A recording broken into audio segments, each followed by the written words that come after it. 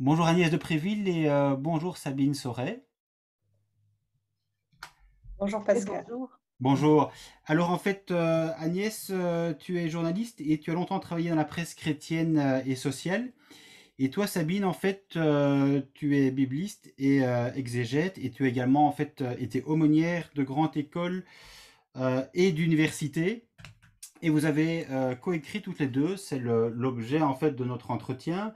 Vous avez écrit un livre qui moi m'a absolument passionné, je dirais peut-être pourquoi plus tard, mais en fait c'est un livre qui est intitulé Le déni. Ils sont au pouvoir, elles sont au service, enquête sur l'Église et l'égalité des sexes, avec une préface de Joseph Moin, qui est décédé maintenant il y a déjà quelques mois. On pourrait également parler de sa préface et de la manière dont vous avez rencontré ce jésuite. Mais j'aurais souhaité d'abord savoir un petit peu quelle avait été finalement l'origine de ce livre. En d'autres termes, pourquoi avoir décidé ensemble de l'écrire. Sabine peut-être. Alors, qu'est-ce qui s'est passé? En fait, on s'est rencontrés parce qu'Agnès est venue refaire le journal d'un mouvement d'action catholique, le mouvement des quatre chrétiens, et nous avons travaillé ensemble pour refaire ce journal. Et on ne se connaissait pas, on s'était très, très bien entendus. Et à la suite donc de cette action qui a duré 3-4 ans, on a continué à se voir, à discuter, à réfléchir. On avait beaucoup réfléchi ensemble. Et on s'est dit, mais on va écrire un livre. On va écrire un livre parce qu'on trouve qu'il y a un problème avec les femmes. Et donc, les questions s'étaient posées à partir de notre expérience.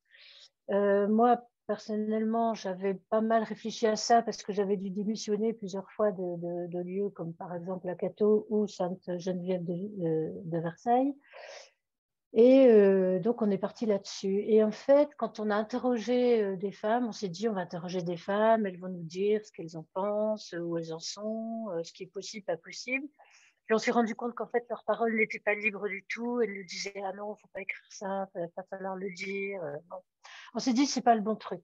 Et à ce moment-là, on a eu l'idée, en fait, de faire une espèce de recherche quasi archéologique dans tous les écrits du magistère que le magistère offre au public, c'est-à-dire le droit canon, le catéchisme, toutes les homélies des papes, leurs catéchèses, les lettres, les discours des évêques, le catéchisme, je ne sais pas si je l'ai dit.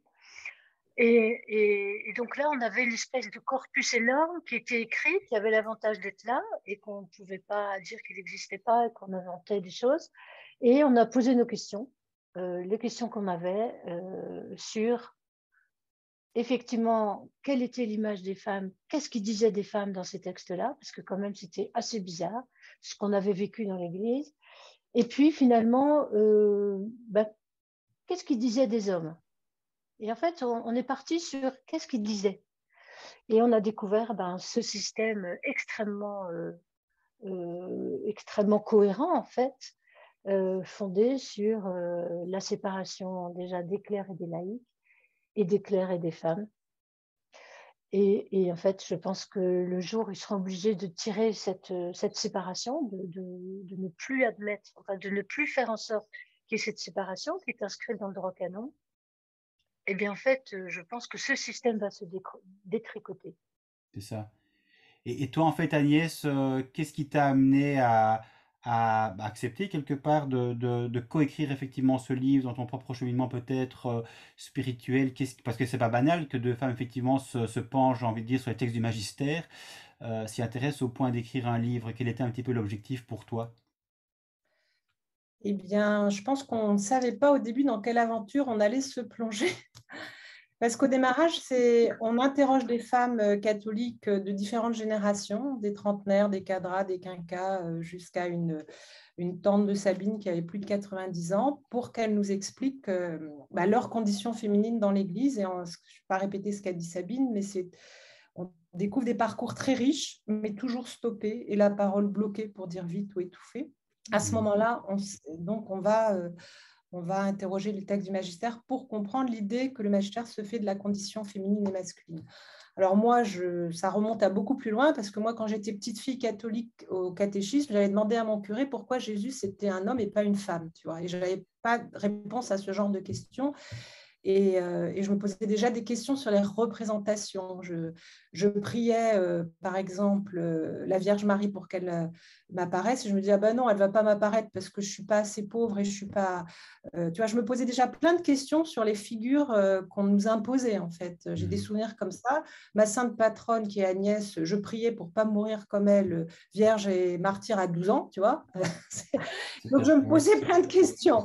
Et je pense que comme femme, je me suis vite confrontée, alors là, pas seulement catholique, tout simplement, dans mon parcours professionnel, à la difficulté de concilier une vie professionnelle, une vie familiale. J'appelais ça des injustices parce que je n'étais pas formée au concept du féminisme à l'époque. Et quelque part, ce livre, en travaillant à fond les textes du magistère et en montrant la sacralisation du patriarcat à tous les étages et le différentialisme dont a parlé Sabine, ça m'a justement conduit à mettre des mots de plus en plus précis sur ma condition de femme et puis celle des autres femmes, parce que j'avais envie d'écouter ces femmes et de comprendre ce qui nous était imposé, hein, des rôles assignés selon les sexes.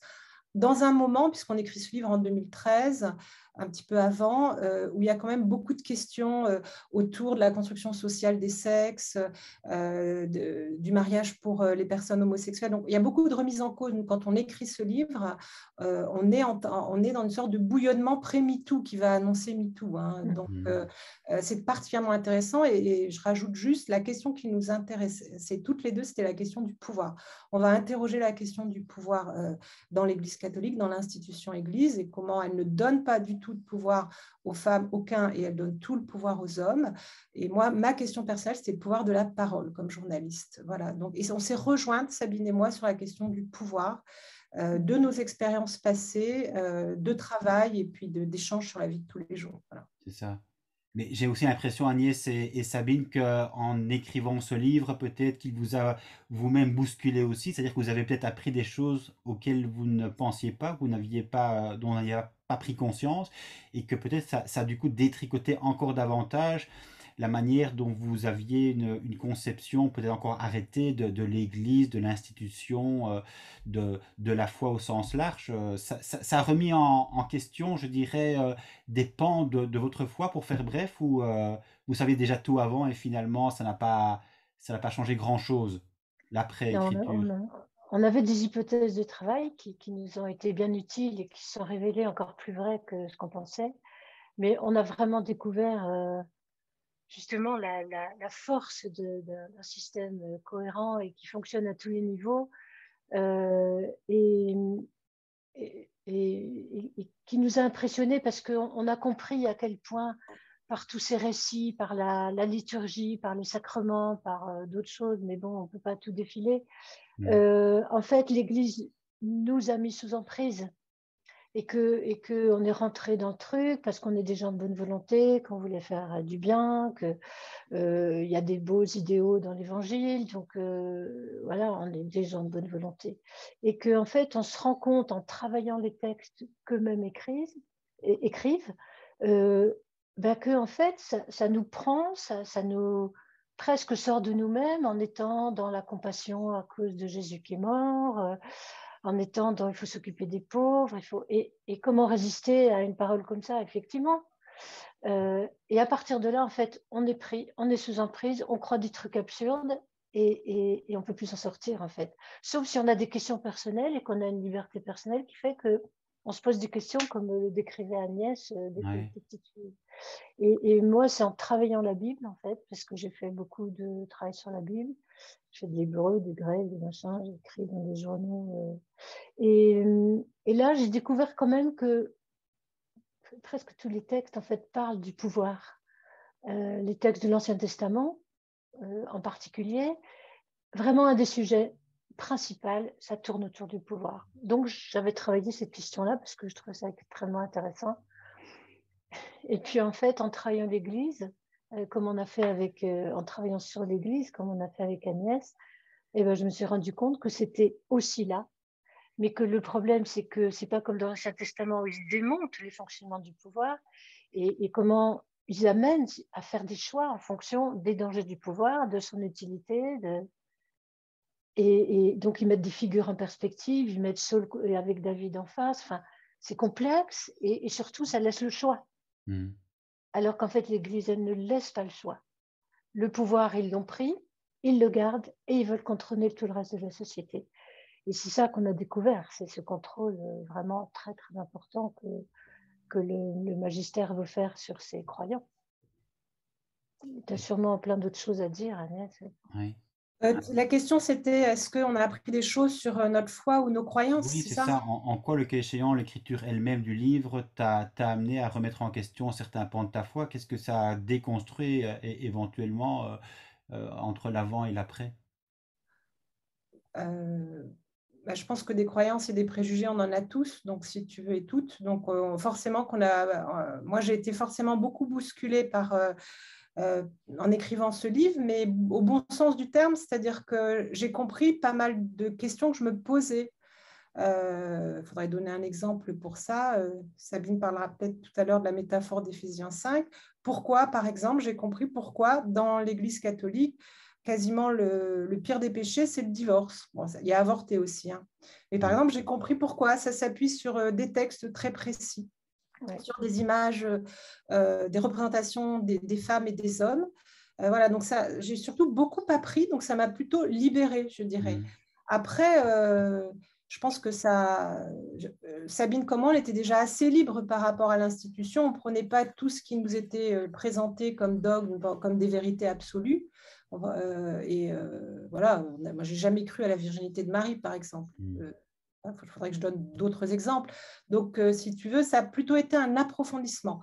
Mais pour répondre à ta question, moi, ma découverte, ça a été de me rendre compte qu'ils étaient pires que ce qu'on pensait, en fait. C'est-à-dire que le Ça. système était Ouais. totalement fermé. Ouais. Vraiment, la vérité était enfermée sous leur propre autorité. Ils la détenaient eux seuls. Je parle des clercs quand on dit ils, enfin le pape, etc. Et que ça, c'est une prétention même, mais juste énorme, quoi. Donc, il n'y avait pas du tout de liberté. On a juste à croire et à obéir. Sabine l'a dit, les trucs les plus incroyables, c'est ceux-là qu'il faut croire, même si on peut montrer scientifiquement le contraire, par exemple.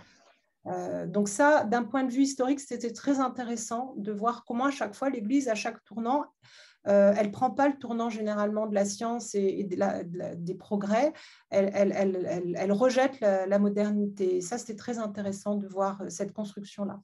C'est ça. Alors après, oui, c'est un Ouais. chemin, comme tout travail intellectuel, c'est un chemin d'émancipation et de libération de ces préjugés anciens et on avance, quoi, si tu veux. Mm. Il y a une vraie prise de conscience en fait. Mais alors, ce qui est aussi intéressant en fait dans ce livre, je l'ai dit tout à l'heure, c'est qu'il est préfacé en fait par Joseph Moin, qui était un jésuite, mais néanmoins, j'ai envie de dire, pour le coup, quand même assez moderniste par rapport au dogme à croire dans l'Église catholique. Vous êtes entré en fait en contact avec Joseph Moin comment? Et est-ce que c'était facile pour lui d'écrire cette préface et est-ce qu'il a accepté tout de suite? J'avais lu la préface et l'entièreté du livre d'ailleurs à plusieurs reprises. J'avais compris évidemment aussi dans cette préface qu'il avait quand même tenu à certains moments, en tout cas, à prendre un tout petit peu de distance par rapport à l'ensemble du contenu de votre livre. Mais enfin, il a quand même écrit la préface. Donc, en quelques mots, vous pouvez nous dire un petit peu dans quel contexte vous l'avez connu et pourquoi finalement il a accepté d'écrire la préface de ce livre, ce qui n'était quand même pas Ouais, rien, vas-y. j'imagine, pour donner aussi un certain poids à cette écriture. Donc il y a quand même un homme quelque part qui doit encore peut-être aussi porter ou supporter ce livre pour le faire entendre à l'extérieur. Vas-y, Je Agnès. répondrai. Vas-y. Déjà, je pense que ça dit bien encore le sexisme dans lequel on vit et le patriarcat, parce que l'éditeur nous a demandé une caution masculine et cléricale pour faire passer la pilule, si je peux m'exprimer ainsi.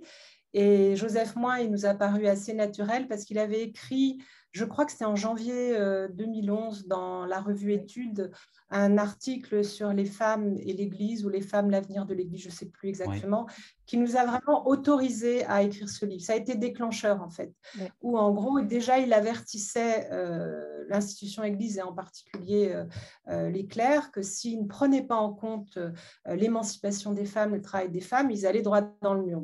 là je résume, hein, mais c'est un article important. Donc on savait déjà qu'il serait, si tu veux, attentif à notre demande. Alors il était déjà très âgé hein, quand on est allé le voir, parce qu'il est mort plus que centenaire. Et c'est vrai que c'était quelqu'un de très malicieux, de très joyeux, de très pétillant. C'est un modèle pour bien vieillir. Et il était absolument ravi de nous rencontrer. Et il nous a interrogés sur nous-mêmes, sur notre projet, et il a donné tout de suite son accord. Il nous a fait une très belle préface, je trouve, qui résume à la fois très bien, qui pose les enjeux, qui résume bien notre travail.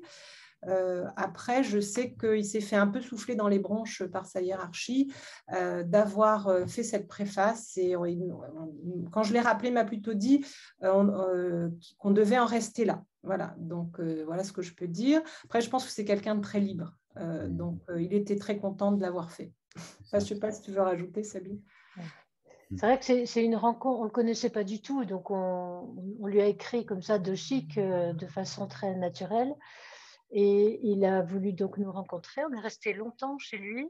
On lui a parlé, on lui a dit ce qu'on faisait. On était très à l'aise. Il m'était à l'aise. Alors il écoutait. On voyait qu'il entendait très bien. Puis il baissait un peu la tête comme ça. Et puis à un moment, il a relevé la tête. Il a dit oui, je vais vous le faire. Oui, je m'en souviens bien. Après, c'est vrai, après, ça a beaucoup intéressé à nos vies, en fait. Hein. On est retourné le voir aussi. C'était quelqu'un de très ouvert. Voilà. Malheureusement, après, on n'a plus le droit de communiquer avec lui. Ah, voilà. C'est incroyable, mais c'est vrai. Il était quand même déjà d'un certain âge aussi, donc je pense quand même qu'il avait une parole peut-être plus libre que des jeunes prêtres, évidemment. Alors, en fait, parce que il avait écrit quand même un livre qui, moi, m'avait assez interpellé à l'époque, quand justement je grattais un petit peu les fondements de la foi, ce qui me paraissait effectivement assez alambiqué et difficilement croyable, pour reprendre le mot, je pense, d'Agnès. Il disait notamment ceci: en tant que chrétien de confession catholique, j'ai le sentiment que l'institution est aujourd'hui un obstacle. La question que je me pose, et je ne suis pas le seul à me la poser, à quoi sert l'Église? L'important, c'est de vivre sa foi de la façon la plus authentique possible, de la vivre en communauté. Mais aujourd'hui, je ne vois plus vraiment l'intérêt de rester d'une certaine façon solidaire de l'institution Vaticane. Donc là, effectivement, déjà à ce moment-là, quand ce livre est sorti, je pense qu'il y a déjà un certain temps, il avait déjà, je dirais, une parole libre, ce qui lui a permis, je suppose aussi, de se dire que préfacer votre livre n'était pas pour lui, je dirais, un obstacle sur le chemin de sa foi, mais peut-être effectivement une façon aussi de porter sa parole encore plus loin. Mais alors, ce que je voulais évidemment savoir, parce que je sais que ce livre est sorti en 2014, donc il y a quand même déjà maintenant 7 ans, comment ce livre a été reçu à l'époque, je dirais, dans l'Église au sens large, dans la presse catholique et parmi les croyants? Il y a eu une réelle prise de conscience à ce moment-là, ou c'était encore trop tôt? Prise de conscience de quoi, tu veux dire Mais de ce que vous essayez de montrer, de mettre en lumière par rapport effectivement à ce décalage entre les dogmes et la modernité, notamment la démocratie, l'émancipation de la femme, et tout ce rapport homme-femme justement qui est biaisé par l'anthropologie chrétienne. Alors, je peux dire Oui, vas-y. Comment il a été reçu par l'Église? Qu'est-ce que tu appelles l'Église? Donc, c'est un livre, nous, on l'a écrit pour inviter à des prises de conscience. Ouais. On s'adressait quand même à des catholiques. On s'adressait aux laïcs quand même. On s'adressait aux laïcs. Et c'est plutôt la société civile qui s'en est emparée au bout du compte. On a donné de multiples conférences, pratiquement toujours en contexte protestant. Une seule en contexte catholique, puis une deuxième récemment. Donc, c'est maintenant que les catholiques retournent vers ce livre, si je puis dire. Il y a eu de la censure sur ce livre. On a eu une émission RCF annulée du jour au lendemain, par exemple, qui aurait dû lancer le livre. Les articles préparés qui étaient annulés. Les articles préparés qui étaient annulés. Le livre, quand tu lances un livre, bien sûr, il y a une campagne de presse qui a été bien sabotée. Un article très dénigrant dans Le Point avec les bonnes feuilles, sans contre-argumentation. Les libraires catholiques ne l'ont pas pris dans leur ensemble, même s'il a été pris par certains libraires. L'éditeur a su prendre dénigré aussi. La Croix, voilà, plusieurs, il y a eu bon, mais ça, à la limite, c'est le jeu des critiques, mais c'est vrai que les critiques venant des médias catholiques ont été soit annulées, soit censurées, soit dénigrantes. Il y a eu beaucoup de dénigrements. Et donc, en fait, et on sait que l'éditeur a subi des pressions, donc il a fallu que le livre vive sa vie autrement et rencontre ses lecteurs et ses lectrices autrement. Alors, je pense qu'après, comment il a été reçu. Au cours des conférences qu'on a faites, on a eu des beaux témoignages. Moi, je me rappelle d'un monsieur qui est venu me voir et qui m'a dit merci, j'ai lu ce livre avant ma femme, je lui ai fait lire. Et vraiment, ce livre, je me suis interrogée, ai-je été juste avec ma femme? Donc, il avait vraiment compris, même au-delà de ce qu'on pouvait espérer ou attendre. C'est-à-dire qu'il essayait de se dire si finalement lui avait été patriarcal avec sa femme ou pas, juste avec sa femme. Ça a réinterrogé non seulement sa foi, mais son rapport avec sa femme. Bon, il y a eu d'autres exemples de personnes qui nous ont dit que ça leur avait en effet ouvert les yeux ou mis des mots sur ce qu'elles ressentaient. Et puis je pense qu'il y a aussi des personnes, et c'est beaucoup, qui trouvent ce livre insupportable parce qu'on défait l'édifice, si tu veux, et on montre comment ils sont à leur miroir, quoi. Et voilà, on donne des faits et des textes, donc on n'invente rien. Et quand on se confronte au texte, on se dit, mais c'est juste pas croyable ce qu'ils osent écrire, quoi. Et donc souvent, je pense qu'on referme le livre et puis vite, on oublie un petit peu. Et moi, j'ai plusieurs amis prêtres qui ont refusé de lire le livre. Voilà. Ah oui. Si je ne sais pas si tu veux compléter, Sabine. Oui, non, non, non, mais tout à fait. Je dirais la même chose que toi. Je pense que c'est un livre dont tu me dis toujours qu'un de tes amis t'a dit c'est un livre qui a allumé une mèche lente. En fait, on se rend compte que c'est de plus en plus vrai.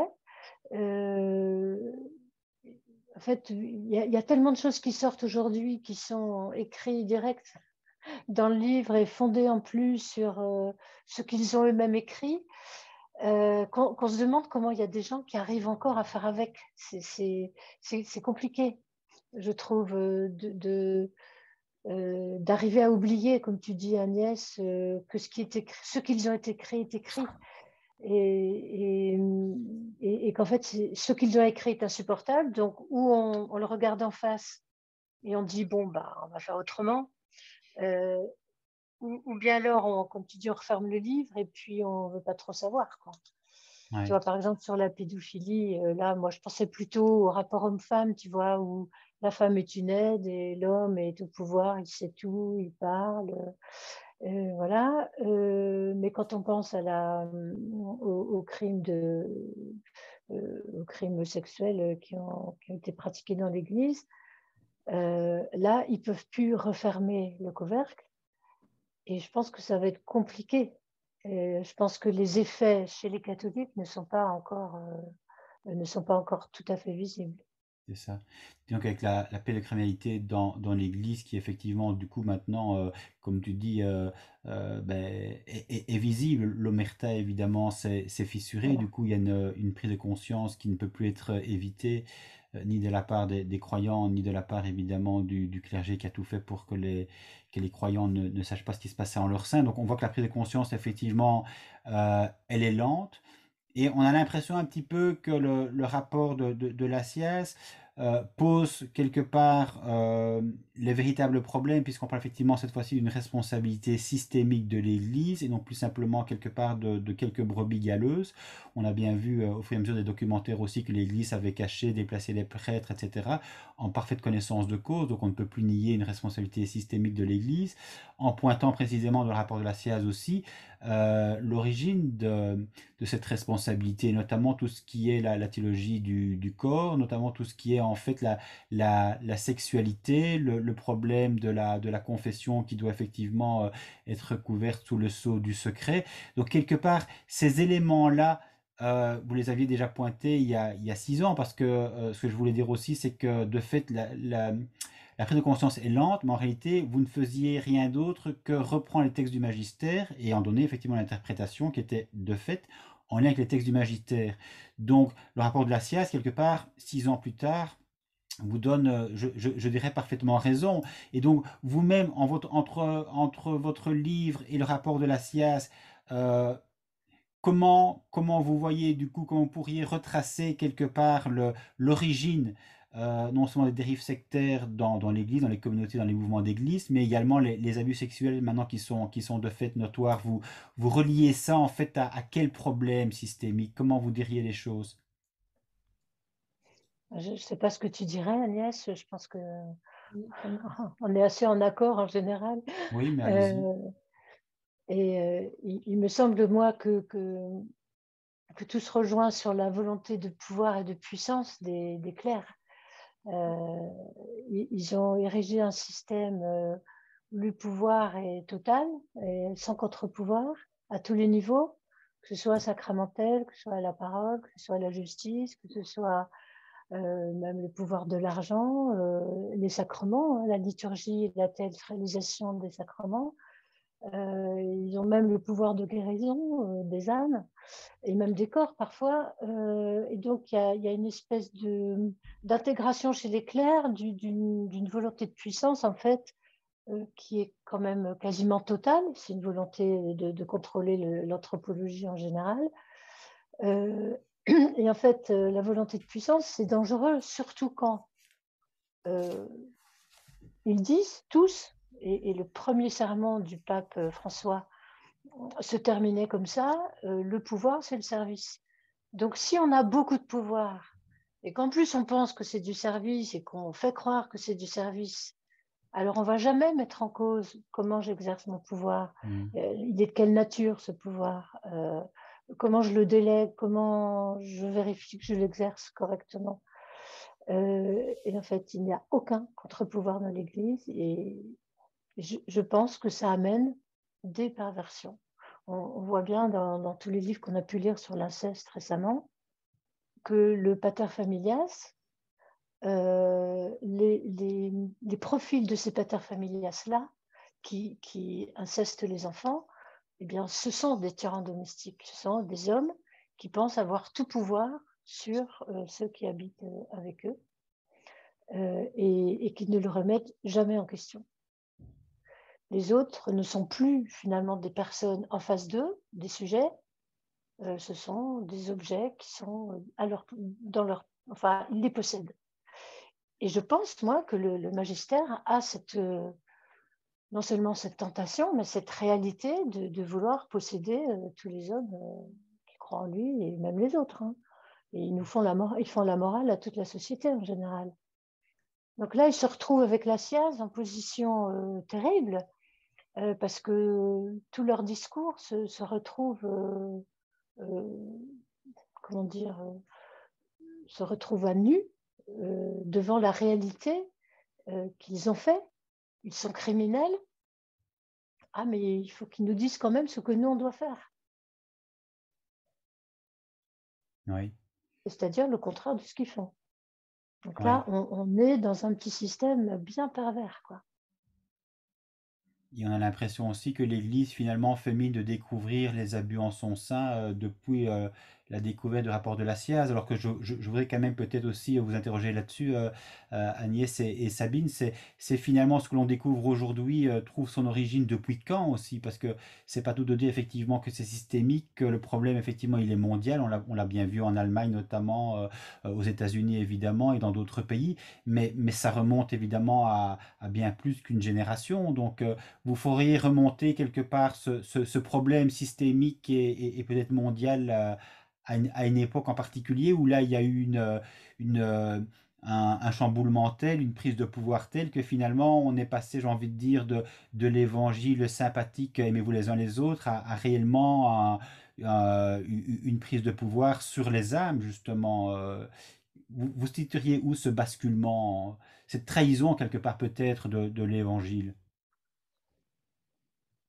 Qu'est-ce que tu dirais, Agnès? Je ne sais pas s'il y a un point, je voulais juste rajouter, mais tu l'as On a plusieurs évoqué. dires. Non, par rapport au pouvoir, c'est le contrôle de la sexualité des autres aussi, Ouais. sur une prétention sans C'est nom. un des... Voilà. De dire la morale sexuelle pour les autres et notamment de contrôler d'autoriser, parce qu'on oublie souvent, la seule sexualité autorisée, elle est dans un couple marié hétérosexuel. Il n'y a pas d'autre sexualité autorisée. C'est dit et redit par les textes, les encycliques, tout est condamné, même la contraception. Donc, on n'a même pas... quand on est couple catholique, la possibilité, si on suit ce qui est demandé, de choisir le nombre d'enfants qu'on veut. Voilà, c'est aussi simple que ça. Donc, et qui contrôle la sexualité, contrôle toute la vie des personnes, quelque part. Donc, et puis, le fait que c'est un entre-soi masculin, ça a été déjà dit, donc beaucoup plus favorable, cette domination masculine, à des prédations sexuelles. Et puis, c'est des problèmes de pouvoir et ce n'est pas des problèmes de sexualité, en effet. C'est juste pour ajouter ça. Après, moi, je ne suis pas sûre que ça remonte à un moment précis. Je pense que c'est une construction petit à petit. Alors, il y a bien sûr ce temps de la réforme grégorienne qui est assez long, où vraiment on sépare les laïcs des clercs, et les clercs ne peuvent plus se marier, mais ça ne va pas se faire du jour au lendemain. Mais c'est allé, en effet, j'avais dit de mal en pis, c'est-à-dire qu'on a relu hier notre chapitre, le déni du sexe masculin, où on commence sur la vocation, l'élection des prêtres, qui sont vraiment présentés comme des héros, idéalisés. La sexualité est mauvaise, la sexualité, elle est réservée aux couples mariés, et qui va contrôler cette sexualité mauvaise? C'est les prêtres, si tu veux. Et ça, moi, je pense que, je ne sais pas, Sabine, comment tu veux compléter, mais ça s'est mis en place progressivement. Mais en particulier, sans doute, le moment de la réforme grégorienne a figé les choses, puis de la contre-réforme. Et puis avant, c'est les textes des pères de l'Église, parce qu'on sait très bien qu'ils sont extrêmement misogynes, ces textes. Bon, ils baignent dans le patriarcat ambiant, mais... en fait, on a lu aussi un livre important pour écrire ce livre, qui est le livre d'Élisabeth Dufour, l'autre moitié, Histoire des chrétiennes, l'autre moitié des évangiles. Et elle dit que la parole des femmes, qui est si présente dans les évangiles, disparaît dès la fin de l'ère apostolique, en fait. C'est-à-dire tout de suite, les hommes reprennent le pouvoir. Mais bon, c'est vrai de l'Église, mais de toute institution, hein. Les hommes excluent les femmes toujours. Même quand il y a une petite ouverture, c'est suivi d'un backlash, généralement. Donc aujourd'hui, on bénéficie de l'ouverture de MeToo. Donc, c'est ce qui permet probablement aussi le rapport de la SIAZ, pas que. Voilà, donc, mais il y aura un backlash, je pense. Ouais. Et j'ai aussi l'impression, pour rebondir sur ce que vous dites toutes les deux, que finalement, plus on monte dans la hiérarchie catholique, et plus effectivement, ces personnes sont hors sol, c'est-à-dire complètement déconnectées justement des valeurs évangéliques, pour faire simple, et qu'en réalité, ça ne devient plus qu'une question de prestige, de pouvoir, de réputation, et que finalement, ces personnes-là n'ont absolument aucun problème, par exemple, à vivre une double vie, c'est-à-dire qu'ils vont ils vont vous faire la morale au monde entier, dire comment il faut se comporter, comment il faut partager sa richesse, etc. Mais eux-mêmes vont vivre de manière opulente dans des magnifiques appartements. Ils vont avoir éventuellement des femmes sur le côté, éventuellement certains évêques qui prônaient effectivement forcément le célibat et une relation sexuelle, je dirais, effectivement, dans le mariage avec les enfants, etc., ne se gênaient pas non plus, entre guillemets, pour être homosexuels. Donc on voit bien aussi qu'il y a un décalage immense, et on l'a évidemment vu, ça a été aussi, je crois, une sorte de tsunami, ce livre Sodoma, quand il est sorti, les gens ont ouvert de nouveau des yeux écarquillés, en disant c'est quand même pas possible que plus on monte dans la hiérarchie, et plus effectivement le taux d'homosexuels est élevé, comme si finalement de nouveau on découvrait une réalité, alors que quelque part cette réalité, c'est parce qu'elle nous a été cachée, parce qu'en réalité cette réalité, elle ne remonte pas évidemment à Sodoma, au livre Sodoma, elle est évidemment, j'ai presque envie de dire, consubstantielle à l'Église. Simplement, l'Église a toujours quelque part joué de son omerta, de sa réputation, et a peut-être tenu toujours aussi les croyants, je dirais, de la base, dans l'ignorance la plus crasse peut-être. Moins on sait, et moins on se rebelle aussi. Bien sûr, oui, tout à fait.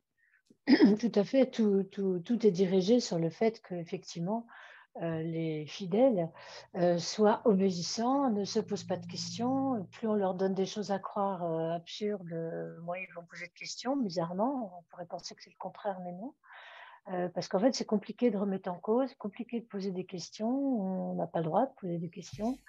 Ils ont le monopole de la parole, donc on ne peut pas penser. Et une fois qu'on a coupé sa pensée, ben, on est comme dans une secte, en fait.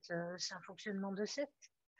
Les gourous, quand on analyse, moi j'ai fait un peu d'analyse des sectes à un moment où je m'occupais d'étudiants, les gourous, ils fonctionnent comme ça. Ils fonctionnent sur, au départ, on vous attire avec l'amour, l'amitié, s'occuper des autres, vous guérir et tout ça. Et puis, on vous met dans le groupe, et puis à ce moment-là, on n'a plus le droit de critiquer le groupe. Et une fois qu'on n'a plus le droit de critiquer, ça y est, on est dedans, on est sous emprise, en fait. Dès qu'on se sent plus autorisé à poser des questions, en fait, on est sous emprise. Et je pense que vraiment, un des systèmes de l'éducation catholique, c'est celle-là. Donc, Et avant qu'il y ait abus malheureusement, les sexuel, sacrements, il y les a peut-être récits. abus de conscience. Et du coup, il y a, oui, il y a viol des consciences même. On peut dire ça. Hein, Donc ça vraiment très loin, finalement, l'abus de conscience dans l'Église. Eh bien, je sais pas pourquoi, ça me fait penser à quand dans Paul raconte la résurrection. Eh bien, assez curieux, parce que dans les évangiles, il y a quand même beaucoup de femmes qui sont témoins de la résurrection, et même elles sont souvent premières.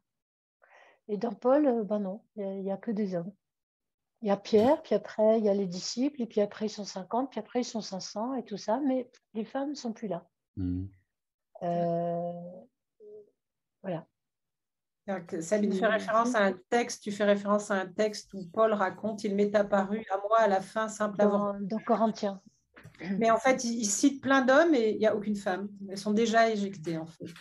Mais alors, d'entrée de jeu, je dirais, c'est peut-être un bon résumé aussi pour le livre qui explicite quelque part tout ça dans les chapitres qui suivent, mais vous indiquez d'emblée, d'une certaine façon, la description biblique du péché originel dans la Genèse répartit les rôles qui ont tenu la femme et l'homme.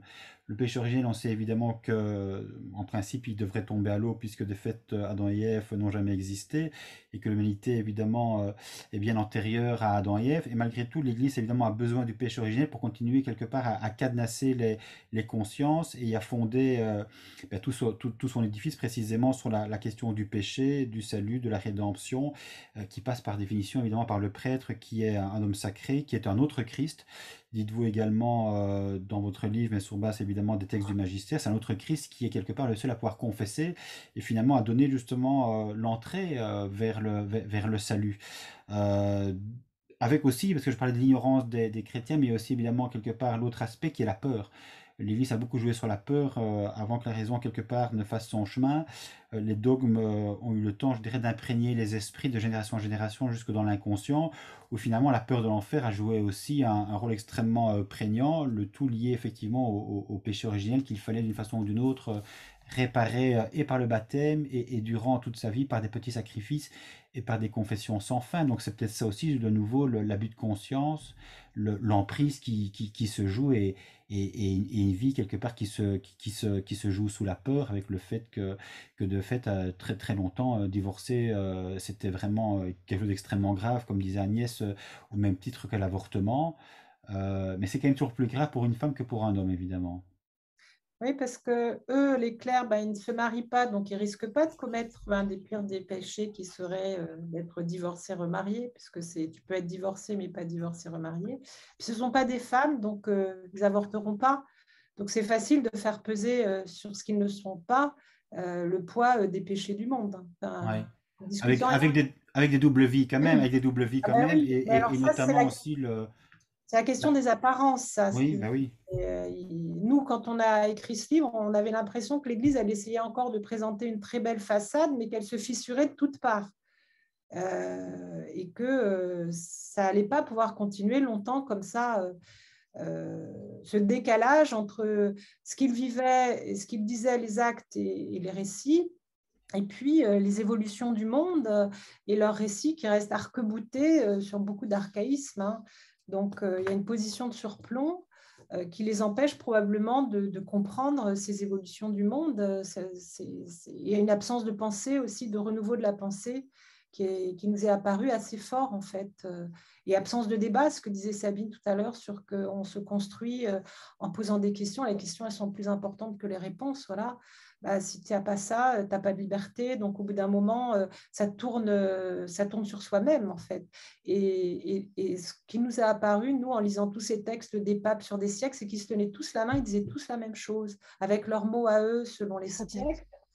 C'est très, très net. Ils reviennent tout le temps sur les mêmes textes. Ils les analysent toujours de la même manière. Il n'y a jamais de nouveauté. Citation. Pardon? Il y a les mêmes citations, il y a peu d'évangiles dans les textes du magistère, en fait. Il y a des petits bouts comme ça, toujours les mêmes.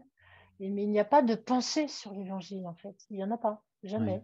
Et Ils il y vont a, faire et il y a un besoin de continuité aussi, forcément. Si l'Église, évidemment, aujourd'hui dit autre chose que ce qu'elle a dit hier, forcément, ça la décrédibilise aussi. Donc, il y ah a un oui, besoin mais de c'est continuité pour méconnaître. montrer quelque part qu'elle est Ah inspirée oui, par Dieu et que de ce fait-là, elle est constante dans ses dogmes, dans ses enseignements bibliques. oui, Il y mais a c'est ça quand aussi même qui joue. méconnaître le travail de la pensée humaine, hein. C'est penser qu'on va fonctionner dans la continuité par répétition, c'est un appauvrissement dont on voit les résultats aujourd'hui. Ils n'ont même pas Oui, la possibilité de dire d'autres mots que ce qu'ils disaient hier, avant-hier et avant-avant-hier. Ils n'y arrivent pas. Ils trouvent rien d'autre. Alors, pour revenir sur la peur et tout ça, je ne suis pas sûre qu'il y ait aussi aujourd'hui encore énormément de croyants qui croient à l'enfer. Il me semble que moi, le mécanisme le plus, le plus prégnant qui met les gens sous emprise, c'est de montrer la croix tout le temps, avec Jésus sanguinolent, mort, la tête qui tombe, et, euh, et qui fait que, comme il y a quand même cette idée du péché, que tout le monde est pécheur, originel ou pas, voilà, eh ben, qu'en fait, c'est notre faute. À partir du moment où c'est notre faute, là aussi, c'est comme un enfant incestueux. Il lui arrive un truc et il dit ben, je ne sais pas ce qui m'arrive, mais c'est sûrement ma faute. mm, Et donc, à partir du moment où c'est ta faute, tu te sens coupable et à ce moment-là, tu vas écouter celui qui te parle, qui va dire qu'il va te guérir, qui va te confesser, te consoler, dire que tu peux faire quelque chose, que tu peux réparer, etc. Et aujourd'hui, je pense que c'est ça qui fonctionne le plus, de faire appel au sentiment à la fois compatissant des gens, mais aussi de les rendre coupables. Tu vois. Ils y arrivent sans péché originel. c'est un lourd héritage, n'empêche que de naître effectivement croyant et de se dire que d'emblée on est pécheur. C'est un petit peu effectivement comme si un enfant disait, tu sais, tu es né mon enfant, mais enfin tu vas quand même devoir trimer parce que maintenant que tu es là, Voilà. voilà, tu es un être imparfait et tes parents t'aiment, en même temps, il y a le bâton comme une épée de Damoclès. Psychologiquement, on voit bien évidemment que ça va faire un enfant complètement insécurisé, complètement déséquilibré.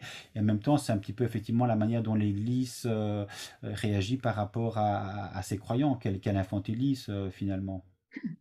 Oui. Enfin, oui, il me semble, hein, oui. Tu veux dire Ben, quelque Agnès, tu chose? disais tout à l'heure en fait euh, que le prêtre était en surplomb, qu'il était finalement sacralisé et que quelque part, c'est un peu le mot que j'employais, mais quelque part, du coup, les croyants sont infantilisés. Mais avec le rapport de la SIAZ et les préceptes effectivement qui sont repris, enfin les recommandations qui sont reprises dans le rapport, vous avez véritablement l'impression qu'à un moment donné, l'Église peut se réformer à un point tel que les dérives que l'on a connues, que les abus que l'on a connus peuvent réellement ne plus exister à l'avenir dans l'Église, en sachant justement tout ce poids de culpabilité, toute cette sacralisation, que ce soit l'Eucharistie, le baptême, le prêtre, un autre Christ. Comment foncièrement penser que l'Église puisse remettre ça en cause? Ah, mais je ne pense pas du tout que le magistère va se remettre en cause, hein. Pas vraiment. Il va jouer de ce qu'il sait faire, des liturgies, du théâtre, le Moulin Beaufort qui se met à genoux devant tout le monde tout seul, devant une photo d'un enfant qui est totalement obscène, qui pleure. Il s'humilie devant tout le monde et donc il sait très bien que s'humilier comme ça, c'est une des attitudes de l'Église qu'elle a trouvée pour cautionner le pouvoir, en fait. C'est la gloire de l'humiliation. Et c'est, je pense, le sens du nom de François. Le pape s'est appelé François parce que, quelque part, c'est celui qui a dit qu'il fallait s'humilier, qu'il fallait être pauvre, qu'il fallait être tout ça, qui a toujours refusé d'ailleurs d'être abbé. Mais le pape, il est quand même abbé, quoi. Donc, il y a tout un déguisement comme ça de pauvreté, d'humiliation que Moulin-Beaufort a su jouer, ce qui a quand même assez bien marché, globalement. Par contre, le pape n'est pas prêt à le faire, me semble-t-il. Et puis alors, Vu ce qu'il a dit, hein, Agnès, ce qu'il a dit sur devant présenter Barbarin. Barbarin, inverser les victimes et les coupables et présenter Barbarin comme modèle de pauvreté et de dignité et de souffrance, et je ne sais plus quels sont ces mots, mais c'est tellement scandaleux, quoi. C'est tellement méconnaître en plus, ou alors il connaît, et c'est pire, il fait en connaissance de cause, l'importance de la parole libérée et dans ce qui s'est passé, dans l'historique de la création de la SIAZ, quoi. Donc, oui, moi, je ne crois pas du tout que l'institution va se remettre en tout cas, va se réformer, se remettre en question, j'espère un petit peu. Elle y est contrainte hein, sous la pression médiatique. Mais la France, les évêques de France, ils sont contraints, mais je pense que le pape n'est pas contraint. Il ne se sent pas contraint et de toute façon, il ne peut absolument pas supporter que des recommandations puissent lui être faites de la part de la société civile, de la part de commis de l'État, de recherche sociologique, etc. Non, mais ils ne vont pas nous dire à nous ce qu'on doit faire. Ils ont l'habitude de faire le contraire. Et je pense que le pape est un homme de pouvoir et d'autorité et que ce n'est pas du tout anodin ce qu'il a dit à Barbarin pour le soutenir et dire qu'il avait édifié l'Église. C'est qu'il montre que lui, il est dans la résistance à un changement, ou en tout cas à une prise de conscience et à un dialogue, mettons, d'égal à égal. Bon, qu'est-ce qu'on fait? Vous nous dites ça, on va voir ce qu'on va faire. Alors, moi, j'attends impatiemment que M. Sauvé rencontre le pape. Je voudrais bien savoir ce qui va en sortir. Mais je pense que en ce moment, ils sont en train de travailler à comment sauver la face, comment ne pas payer trop et comment faire oublier tout ça, quoi. Ouais. Parce que quelque part, en fait, Je sais pas ce qu'il faut faire. quelque part, en fait, l'Église s'est toujours sentie évidemment hors du monde. Elle a toujours estimé qu'elle avait quelque chose à apporter au reste du monde qui était pécheur, qui devait être sauvé. Et donc, elle-même, évidemment, l'Église n'a jamais estimé devoir rendre des comptes justement à la société civile non plus.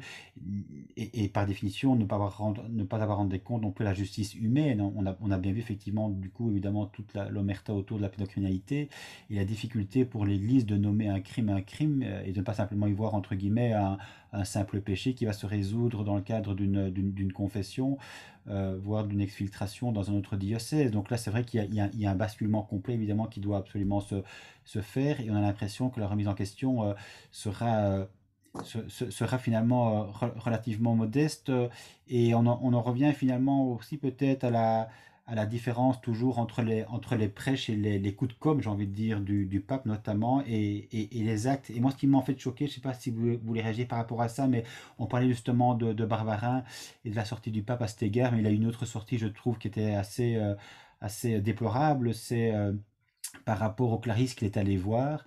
Et il a demandé aux Clarisse en fait de pécher de pécher, de prier, de prier pour les péchés de l'Église. Alors on se dit c'est encore ces pauvres femmes qui sont déjà enfermées, qui vont encore devoir porter sur leurs épaules le péché, pas du monde cette fois-ci, mais le péché de l'Église. Alors le péché de l'Église plus le péché du monde, on a l'impression que la vocation c'est quand même assez mortifère. Vas-y, Agnès. Non, mais ça dit tout. Oui, c'est ces inversions dont on parle depuis tout à l'heure. On est dans la perversion, là. Ouais. Où en t'écoutant, c'est ce sacrement du pardon. À la limite, le pardon, oui, c'est une belle vertu, comme l'humilité, comme d'autres, mais quand ça bloque tout et quand tu peux commettre tous les crimes, parce qu'en effet, tu es le seul à pouvoir pardonner, de toute façon, tu seras pardonné. Les bonnes sœurs, vous le portez sur leurs épaules. Voilà, où est le sens, quoi? Et où est le sens de faire porter par d'autres les péchés des autres? Enfin, les péchés, je mets des guillemets, quoi. Les leurs, surtout, leurs péchés. Les crimes, oui, c'est ça, les crimes des autres. Leurs crimes. Il n'y a pas de sens. Leurs propres crimes, quoi. Là où ils le font passer pour le péché de tout le monde, mais non. Là, en l'occurrence, on parle de leurs crimes. C'est là où peut-être ils vont trouver les limites de leur discours. Moi, je ne sais pas quel nouveau discours ils vont inventer pour passer ce gros gap quand même, parce que là, si tu veux, tout est étalé, on voit. on a des chiffres, on a des analyses, on a des recommandations, on a un système qui est mis au jour de couverture des crimes, de culture du secret, d'impunité presque complète. Donc, tous ceux et celles qui veulent voir, après, on peut continuer de vivre dans le déni parce que ça protège et que c'est plus confortable. Hein. Mm. Et je pense que le pape va essayer de circonscrire ce problème à la France. Mm. Je pense que c'est ça qu'il va essayer de faire. Donc, il ne va pas se mettre dans le jeu. Il va dire, écoutez, les évêques français, débrouillez-vous, démissionnez si vous voulez. Et puis voilà, quoi. Mm. Enfin, moi, je pense. Hein, puis débrouillez-vous pour payer. On ne va quand même pas sortir des finances du Vatican. Ouais, c'est Vous ça êtes derrière. obligés. C'est C'est les tout l'argent diocèses qui ont à payé. sortir. Hein. Parce Ouais. que, évidemment, dans chaque conférence épiscopale de chaque pays, il y a les mêmes chiffres et tout va sortir puisque c'est le même système partout. Ou Donc, pas, il paraît que les évêques espagnols ont décidé de ne pas faire ça, de ne pas faire de commission. C'est plus simple. Oui, il faut voir si à terme ça va effectivement être Oui, longtemps alors jouable ou voilà, si ça va à oui. un moment donné Est-ce se qu'ils y fissurer arriveront à complètement. Et empêcher? voilà, je pense que là en France, il y a une fissure et je pense que cette fissure ne va pas se refermer, mais en plus va C'est ça. s'étendre effectivement Je pense que à c'est. d'autres pays. Là, je crois que ça va faire tache d'huile un petit peu, hein, On va voir. c'est un début. moi, je pense, j'ai plutôt tendance à penser comme toi, que quand tu mets un pied dans la porte, elle reste un peu ouverte quand même. Donc, les choses vont continuer, quoi. Parce qu'en plus, il y a toute une réflexion sur les crimes sexuels faits sur les femmes, faits sur les enfants. Donc, on n'a pas tout dit comment dire, des crimes sur les adultes vulnérables dans l'Église, sur les femmes notamment, sur les religieuses. Et il y a eu pas mal de livres, de témoignages récemment, mais finalement, la SIAZ, elle n'a pas traité directement ce sujet-là. C'est encore un sujet à venir. Il y avait eu le documentaire d'Arte qui avait fait grand bruit, qui avait permis de montrer justement la suggestion des religieuses, en particulier en Afrique, mais pas que.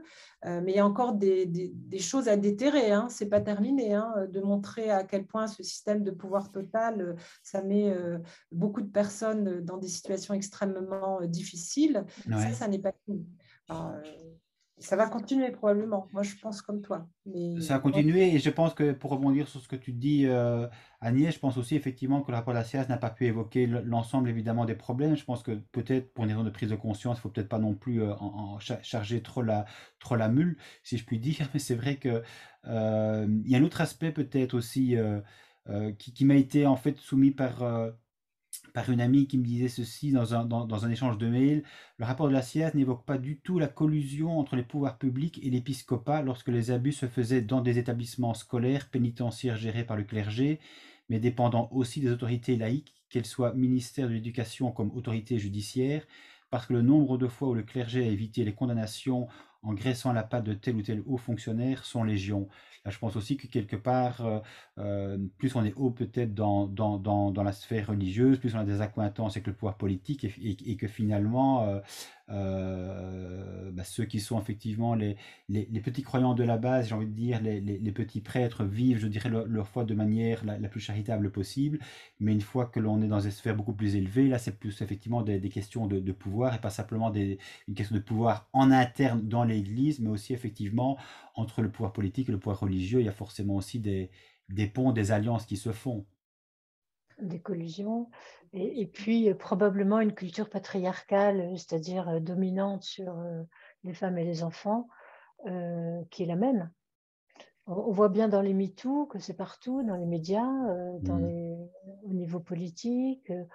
Donc, c'est pas bien grave, hein, puisque ça va être des juges hommes, ça va être des hommes politiques hommes, ils vont se soutenir, quoi. Mm. Il faut se rappeler que c'est quand même une femme, Ségolène Royal, qui a fait la première loi à propos de la pédophilie. Et je pense que c'est une loi absolument fondamentale parce qu'elle a fait sortir le fait que la pédophilie, c'était quelque chose d'important. Il y a le mot d'inceste qui a été réintroduit aussi, mais j'ai oublié la date, mais s'il n'y a pas très longtemps, qui a été réintroduit dans la loi. Avant, ce n'était que des agressions sexuelles sur enfants. Mm. Alors qu'aujourd'hui, le mot inceste est aggravant. C'est ça. Mais je pense que la pédocriminalité dans l'Église, elle est une sorte d'inceste pour moi. Puisqu'ils se posent, l'Église se pose toujours, et là c'est aussi une perversion de leur système, se pose en famille avec des pères, des frères, des sœurs. Voilà, quoi. Il paraît à la messe, il y a des mots qui sont changés. C'est Christian qui me disait ça. Que on va dire non plus mes frères, simplement les frères, mais les frères et les sœurs. Voilà. Donc on est une grande famille et donc les pères avec les enfants.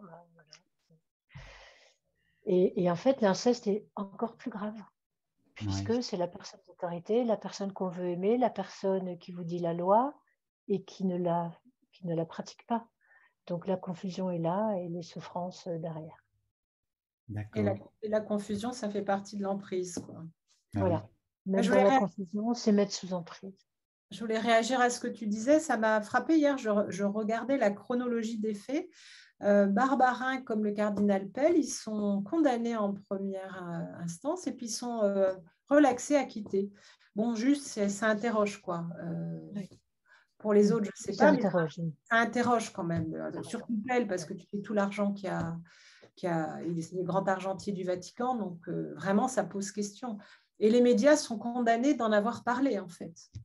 Donc, voilà, je ne sais pas à quoi faisait référence ton amie quand elle disait qu'il y avait collusion, mais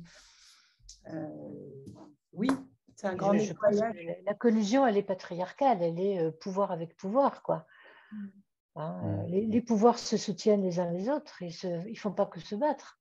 Ils savent qu'ils ont besoin les uns des autres pour tenir.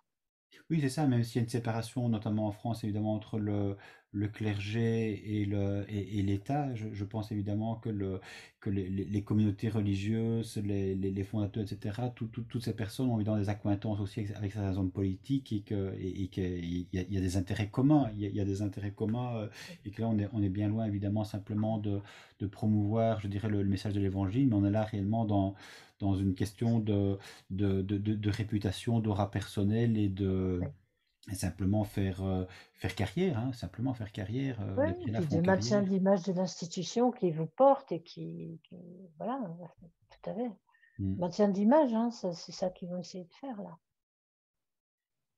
Oui. Je ne sais pas si vous souhaitiez encore éventuellement ajouter un point qui vous paraissait important ou éventuellement lire un passage du déni qui pouvait, le cas échéant, résumer un petit peu ce que nous venions de dire, d'échanger au cours de cet entretien. Je vais lire quoi? Je sais pas. Ah, si vous pensez avoir qu'on a fait le tour, alors c'est très bien. On va alors, je dirais, se dire au revoir. Mais c'est vrai que moi, j'avais notamment ce passage-ci qui me paraissait intéressant parce que c'est toute l'anthropologie finalement chrétienne et notamment spécifique sur le couple et la famille. Quand dans votre livre, vous dites le mariage catholique est révélateur de l'anthropologie spécifique de l'Église qui pense son modèle comme universel alors qu'il est une construction parmi d'autres. Cette anthropologie du mariage produite par l'Église entre en conflit avec tout ce que les anthropologues décrivent au contraire de la variabilité des modèles d'organisation de la famille et de la parenté dans le temps et l'espace. Le couple et la famille restent des valeurs fondamentales aujourd'hui, mais se ne réduisent pas à un seul modèle idéalisé et n'ont pas besoin du système catholique pour exister. Voilà, je pense que de nouveau, effectivement, quand Ah, c'est pas on mal, ouvre son effectivement. esprit aux autres réalités, on se rend compte que la réalité qui nous est proposée par l'Église n'est qu'une parmi d'autres et que c'est bien dommage, évidemment, de vouloir en faire un modèle universel, alors qu'en réalité, c'est effectivement une invention, une construction parmi tant d'autres.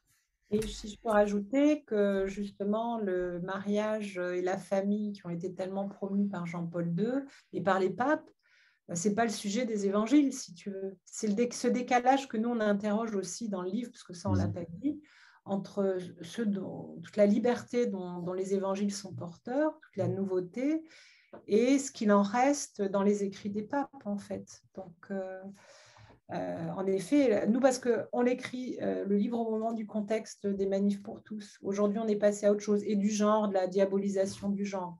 Ouais. Aujourd'hui, probablement, on l'anglerait peut-être un peu différemment, même si ce serait là-dessus. Mais forcément, on a beaucoup interrogé cette question du mariage qui est obsessionnelle dans les écrits du pape. Tout le monde se marie avec tout le monde dans l'Église. Et je rajouterais qu'ils ont, enfin, en particulier les milieux conservateurs catholiques, qui ont fait des manifs contre le mariage pour tous. Ils brandissaient les droits des enfants. Ouais. Et ils se retrouvent Oui. aujourd'hui avec 330 000 agressés, des enfants dans leur église, qui soi-disant défendaient, eux seuls défendaient les droits des enfants.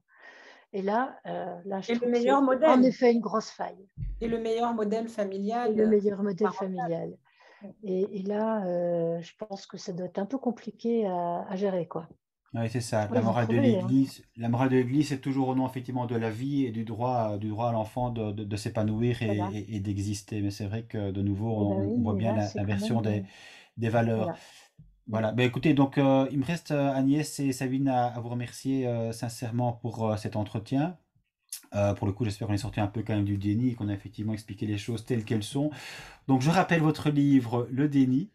Et c'est un livre qui, visiblement, est toujours d'actualité. Donc, j'espère qu'on peut toujours l'acquérir, je pense, toujours sur...